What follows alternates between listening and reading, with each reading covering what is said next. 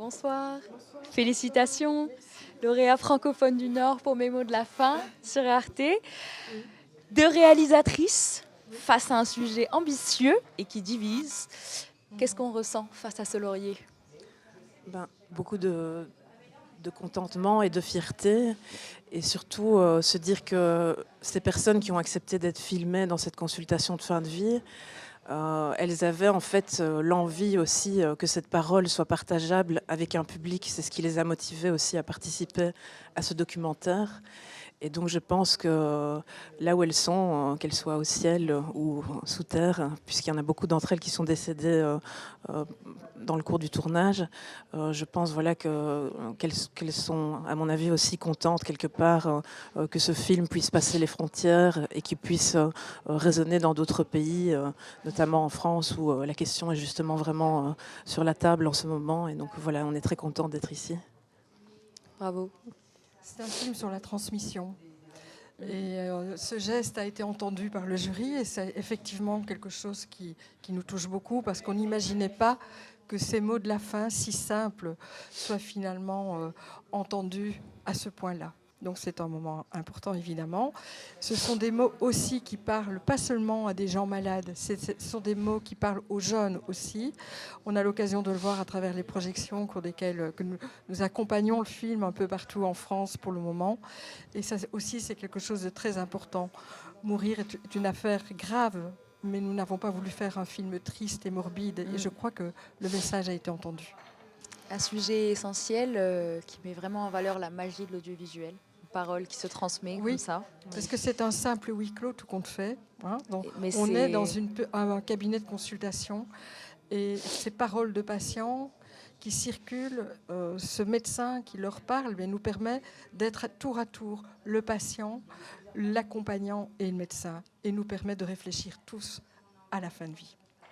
Voilà, il y a vraiment l'idée pour ces patients et dans ce lieu particulier de pouvoir quelque part regarder la mort en face, imaginer quel peut être le meilleur scénario de fin de vie possible et finalement qu'on soit pour ou contre l'euthanasie, ça c'est une question en soi, mais ce qui est important en fait c'est d'avoir le choix. Et que ce choix soit rendu possible, ça permet à tout un tas de gens qui peut-être rentrent dans le processus de se rétracter en se disant que finalement c'est pas quelque chose qui leur correspond au final, et pour d'autres au contraire de pouvoir aller jusqu'au bout avec l'aide du médecin.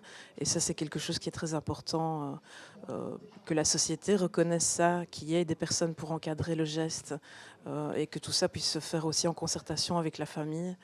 Voilà. Tout à fait, cette idée de choix, je pense que c'est ce qui se discute. C'est essentiel. En Belgique, ça fait 20 ans qu'on a le choix.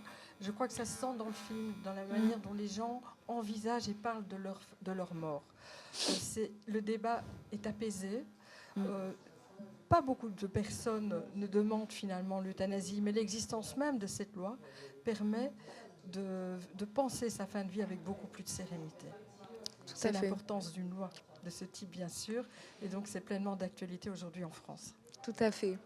Est-ce que je peux vous demander qu'est-ce qui vous a fait vous pencher sur ce sujet?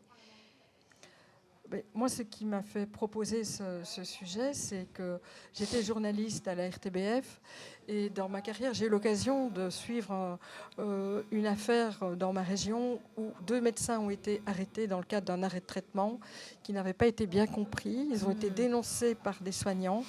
Ces médecins ont été arrêtés, ont fait de la prison. C'était juste avant le vote de la loi. Et donc, j'ai suivi tous les débats sur la fin de vie.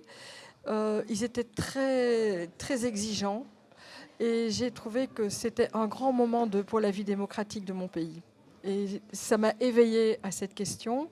Et 20 ans plus tard, j'ai proposé à ce médecin qui avait créé cette consultation fin de vie, je lui ai demandé s'il n'était pas temps de rendre compte de ce qui se passait dans ce type de consultation. Il a accepté notre présence et ça a donné les mots de la fin. Fantastique, fantastique. Merci. Merci beaucoup. Et bravo, bravo. Merci. Une très belle soirée. Ne l'oubliez pas. Merci.